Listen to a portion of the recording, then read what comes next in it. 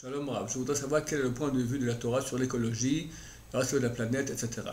Y a-t-il des choses concrètes au niveau de la halakha? Si oui, quelles sont-elles? Existe-t-il d'autres sources dans la Gemara, Midrashim ou autres écrits de Chazal? Merci d'avance. Ok mon cher ami, alors à mon avis, il y a deux indications de la Torah, écrite et orale.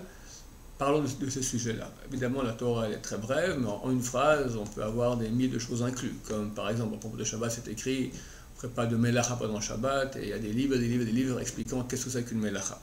Alors, c'est écrit dans la Torah qu'à l'époque, si le peuple du ciel faisait le siège sur une ville, il n'avait pas le droit de couper les arbres fruitiers qui étaient autour de la ville pour en faire du bois, par exemple pour le chauffage ou autre raison. Pourquoi? Parce que c'est dommage de couper un arbre qui a des fruits.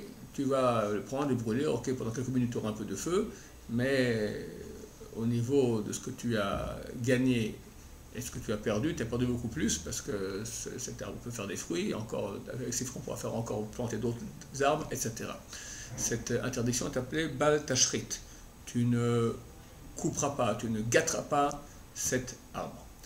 Et ainsi, elle est halakha, c'est-à-dire que chaque fois qu'on va détruire, gâter une chose de façon inutile, ça s'appelle Bal Tashrit. Rien que jeter un aliment qui est consommable, si quelqu'un d'autre aurait pu le consommer, ça s'appelle Bal Tashrit. On va dans la nature, on cueille bêtement des fleurs. Alors, si on a besoin, alors c'est permis. Encore, il faut voir dans quel besoin et quel gâchis qui a été fait.